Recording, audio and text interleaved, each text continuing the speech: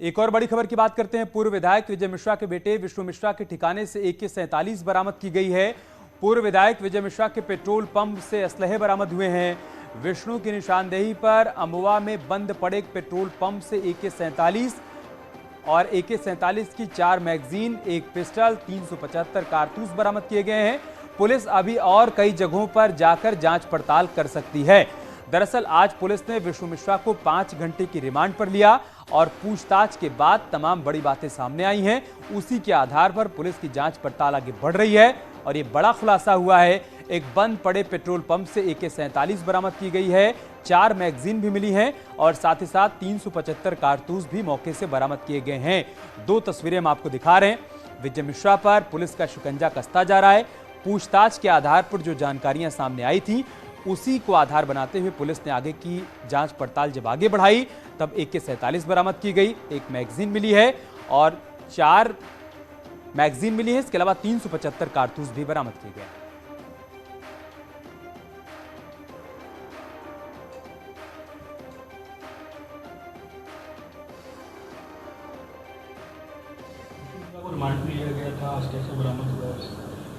विष्णु मिश्रा पुत्र विजय मिश्रा को STF ने, जो कि 1 लाख का इनामिया था और लगभग 2 साल से फरार था, उसको STF ने पुणे से गिरफ्तार किया था।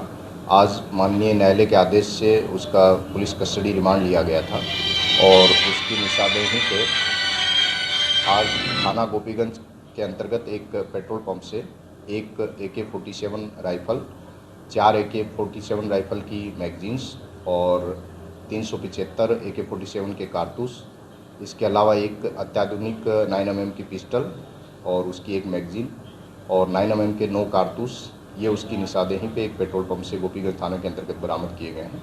बरामद करके इसमें नियमानुसार आगे कार्रवाई की जा रही है। AK-47 कहाँ से इसको मिला था, किस तरह की जानकारी मिली? ये जैसा कि जो आप सभी लोग जानते हैं कि विजय मिश्रा की जो गैंग है उसका मुख्तार अंसारी गैंग से गहरा कनेक्शन बताया जाता रहा है और कई इन दोनों गैंग की जो कई घटनाएं थी उसमें कई बार AK-47 के उपयोग की बात आई थी, कई घटनाओं में, कई हत्याओं की घटनाओं में। तो इस चीज़ के बारे में अभी विस्तृत जानकारी की जा रही है कि ये AK-47 और जो अत्याधुनिक पिस्टल है ये इनको कहाँ से मिली और इनका इस्तेमाल कहाँ कहाँ हुआ है। सर, ये जो पेट्रोल पंप है ये किस तरीके का पेट्रोल पंप चल रहा है, बंद है, किसके नाम पर? ये अभी तक की जो जानकारी है ये विजय मिश्रा या उसकी पत्नी के नाम ये पेट्रोल पंप था और इसके गैंग के जो साथी हैं उन्हीं में से किसी के द्वारा चलाया जा रहा था और अभी वो साथी पिछले कुछ समय से जेल में था। तो ये इस संबंध में अभी जानकारी प्राप्त हुई है, बाकी इसकी डिटेल और जानकारी की जा रही है। और भदोही से हमारे सहयोगी दिनेश पटेल इस वक्त हमारे साथ जुड़ चुके हैं। दिनेश, शिकंजा कसता जा रहा है विष्णु मिश्रा पर और इसी कड़ी में अब ये बड़ी जानकारी सामने आई है कि एक बंद पड़े पेट्रोल पंप से AK-47 बरामद की गई है और क्या क्या जानकारियां पुलिस की तरफ से साझा की गई हैं और आगे अभी जांच पड़ताल कहां तक जा सकती है? देखिए, बड़ी कामयाबी पुलिस को लगी है। आपको बता दें कि न्यायालय के आदेश पर रिमांड पर विष्णु मिश्रा लिया गया था। 5 घंटे की पुलिस ने रिमांड ली थी और पुलिस का दावा है कि गोपीगंज थाना क्षेत्र में अमवा एक इलाका पड़ता है, वहां पेट्रोल पंप से भारी मात्रा में असलहों के जखीरे बरामद किए गए हैं। पुलिस को इस बात की भी आशंका है कि विजय मिश्रा के जो तार हैं वो मुख्तार गैंग से भी जुड़े रहे हैं और पुलिस अधीक्षक ने कहा है कि पूर्वांचल में कई जगह AK-47 का प्रयोग किया गया है और जिस तरह से अब भदोही में विष्णु मिश्रा की निशानदेही पर AK-47 का बरामद होना यह एक बहुत बड़ा मामला है। अब देखना है कि पुलिस इस मामले में और किस तरह से जांच करती है। आपको बता दें कि इस पूरी जांच में भदोही की क्राइम ब्रांच, STF, गोपीगंज थाने की पुलिस लगातार अपनी जांच को आगे बढ़ा रही है। 5 घंटे में विष्णु मिश्रा से पुलिस का कहना है कि तमाम जानकारियां मिली हैं और अब पुलिस आगे इस जांच को बढ़ाएगी कि AK-47 विष्णु मिश्रा के पास कैसे पहुंची। 350 से ज्यादा AK-47 के कारतूस थे, मैगजीन थी, वो कहां से इसके पास पहुंचे, कौन कौन लोग इस अवैध असलहे के जखीरे जो बरामद हुआ है उसमें शामिल हैं, इसकी जांच अब पुलिस के द्वारा आगे की जा रही है। जी, एक और बात बताइए दिनेश, क्या पूछताछ के दौरान कुछ और नाम भी सामने आए हैं जिनको लेकर शिकंजा कसा जा सकता है या फिर अभी जैसे बंद पड़े पेट्रोल पंप पर छापेमारी की गई है कुछ और ठिकाने जिनके बारे में जानकारी मिली हो पुलिस को?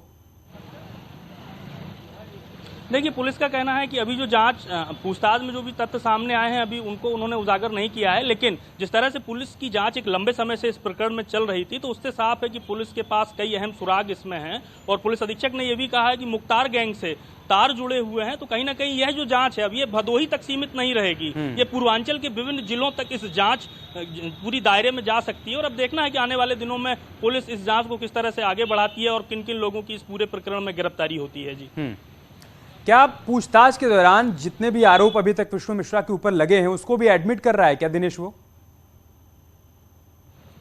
देखिए, आज जो उनको रिमांड पे लिया गया था वो आनापुर में गोपीगंज थाना क्षेत्र का इलाका पड़ता है। वहां कुछ समय पहले एसटीएफ ने छापेमारी की थी। बताया जाता है कि विष्णु मिश्रा का एक सहयोगी वहां से गिरफ्तार हुआ था और विष्णु मिश्रा वहां पर एक पिस्टल छोड़कर फरार हुआ था। उस प्रकरण में न्यायालय से आदेश के बाद इनको रिमांड पे लिया गया था और उसी मामले में आज पूछताछ की जानी थी। हालांकि पुलिस अभी बहुत कुछ स्पष्ट नहीं कर रही है। पुलिस का कहना है कि ये जांच की प्रक्रिया है और जांच में जिस तरह के तथ्य आगे आएंगे उनके विषय में बताया जाएगा। लेकिन ये जरूर साफ है कि आज भारी मात्रा में जो असलहे बरामद हुए हैं, कारतूस बरामद हुए हैं, इसमें पूर्वांचल के कई जिलों से इसके तार और जुड़ सकते हैं। जी, नेटवर्क बहुत बड़ा है दिनेश। नेटवर्क भदोही से लेकर आजमगढ़ तक फैला हुआ है, जितनी बातें अभी तक सामने आई हैं और अतीत में जितने भी अपराध की बड़ी वारदातें वहां पर देखने को मिली हैं, क्या उन पुराने पन्नों को भी पलटा जा सकता है 2014 से? ये तो फिलहाल 2014 का केस है जिसमें उसको अरेस्ट किया गया है, लेकिन क्या कुछ पुराने पन्ने भी पलटे जा सकते हैं? कुछ पुराने केसेस भी सामने आ सकते हैं? बिल्कुल, पुलिस की जांच में बहुत सी चीजें हैं। आपको बताएं कि गोरखनाथ पांडे के भाई की हत्या हुई थी, उस मामले में भी अभी चीजें आगे चल रही हैं। तो जाहिर सी बात है कि पुराने जो मामले हैं उनके भी पन्ने पलटे जा सकते हैं। और अब पुलिस जिस तरह से अपनी जांच को आगे बढ़ा रही है, वाराणसी की जो एसटीएफ की टीम है वो भी इस जांच में जुटी हुई है, तो जाहिर सी बात है कि पुराने जो पन्ने हैं उनको पुलिस जरूर पलटेगी। ठीक है, बहुत शुक्रिया दिनेश आपका हमारे साथ जुड़ने के लिए और जानकारी हम तक पहुंचाने के लिए।